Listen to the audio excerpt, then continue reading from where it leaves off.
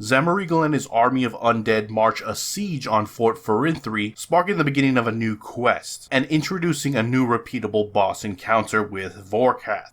The Battle of Forinthry quest sees you taking on the new undead hordes pounding at the gates of your fort. You will need to complete the Forinthry storyline up until Ancient Awakening and have Necromancy up to level 60. You'll also need 50 Construction and 10 Slayer, which is requirements for the Forinthry quests. Also Tier 1 in the Grove Cabin, as well as the Botanist Bench. Battle of Forinthry will take you through a story mode version of the boss, which will ultimately unlock normal and hard versions upon completion. This is the climactic showdown against Zamoreagle and his forces, where you'll be guided through the entire process of disrupting the power that is Zamoreagle, his powerful undead dragon Vorkath, and obviously his undead army. As stated, with story mode complete, you'll be able to challenge the boss again and again by yourself or in a group, simply by interacting with the commemorative statue in your fort town hall. There are two phases to this encounter: the siege phase, where you'll face off hordes of undead as they emerge from 3 places of power. You can choose to cut through the undead and head straight to Zamoreagle and Vorkath if you like, or take extra time to destroy the other 2 places of power, which will remove some special attacks from the subsequent boss fights. In story mode, you will need to smash all of the places of power with the help of the raptor, but in normal mode you can choose to skip for quicker attempts at the boss, or smash one or both optional places for an easier boss fight. Hard mode skips the siege phase altogether and throws you straight into the boss battle with Vorkath, with no new mechanics added, but you don't have the option to take away any of the disrupting places of power. Ultimately, and as I alluded to, the second phase being the boss phase itself, which, depending on how you play, could be the only phase you interact with in this encounter. As to not spoil the mechanics and the difficulty of the boss, up until release, Jagex has only really said that story mode is very approachable experience for the overwhelming majority of players, where normal mode is a modular experience that can be tweaked, and hard mode is aimed to be a bit more challenging. Anyways, upon completing the quest, you do receive yourself a 30k Necromancy XP lamp, 1 quest point, 2 treasure hunter keys, and obviously the option to repeat the boss encounter. Vorkath is unique in its drops, introducing a new loot chest mechanic, which is very similar to the chests you receive from clue scrolls. So you could choose to hoard up a large quantity of these loot chests and have a large unboxing at a later date. There are relevant boxes for story mode, normal, and hard mode. Normal and hard mode can contain any and all of Vorkath's potential drop list. However, hard mode does have superior drop rates. Story mode does have some items cut, namely the uniques introduced in this new encounter. With Vorkath being an ancient dragon, this introduces new dragon hide to the game, meant to create the new ranged armor. You will be able to craft a level 75 range set, level 90 range set, and with similar materials needed for the elite Sirenic armor, ancient scales, you can create a new level 92 ranged set, and the tier 90 and 92 have a new powerful set effect. For each piece worn, channeling rapid fire generates 0.2 or 0.5 adrenaline every 0.6 seconds depending on the tier. If you have 3 pieces of the armor set while wielding a bow, channeling rapid fire for its full duration grants Dracolich infusion for 3 seconds, increasing your chance to critically strike with range attacks by 20% with a tier 90, 40% with a tier 92. Additional armor pieces 4 and 5 will both increase your duration of Dracolich infusion by 1.8 seconds each. This update also makes changes to Sirenic and Elite Sirenic to give it a set effect beneficial for crossbow users. With 2 pieces equipped and using a crossbow, your attacks will have a 6% or 12% with the Elite chance to trigger the effects of enchanted Dragonstone bolts. With 3 sets of Sirenic or Elite Sirenic and wielding a crossbow, your attacks will have a 6% or 12% chance to trigger the effects of enchanted Dragonstone, Onyx, or Hydrix bolts. Another reward you can look at for this new boss encounter is the Necromancy Nexus. This will be a way for you to store all of your Necromancy runes and ectoplasm, and can be worn in the ammo slot. There will be 2 versions of this item: the Death Warden's Nexus, which can be crafted using Necromancy materials available the moment the game updates. And then you have Zamoreagle's Nexus, which is obtained from defeating the boss encounter 100 times in either normal normal or hard mode. This version of the item gives a passive effect that increases the level of your bone shield provided by your shield's incantations by 15 levels. Vorkath also drops a new tradable necromancy incantation codex that unlocks the new cantation Lord of Bones. Activating it will empower your skeletal conjure to tear through your enemy's armor, making them more vulnerable to attacks not only from you, but anybody else on your team. And finally, like all boss encounters, there is obviously a boss pet, this one named Vorkath, a miniature version of the undead dragon. Now, alongside the release of the boss fight and quest, there is a new ongoing event similar to that of the Golden Party Hat, and will run until December 3rd. There are various different activities where you can earn shards that can be combined together to get a new cosmetic override for your guard and lantern with necromancy. These are Vorkath and Zemrigal inspired cosmetics, and if you're not able to make the event, will actually be added to Vorkath's drop table, although it would be very rare. So do take part. You have until December 3rd to get all your shards and get these new cosmetics.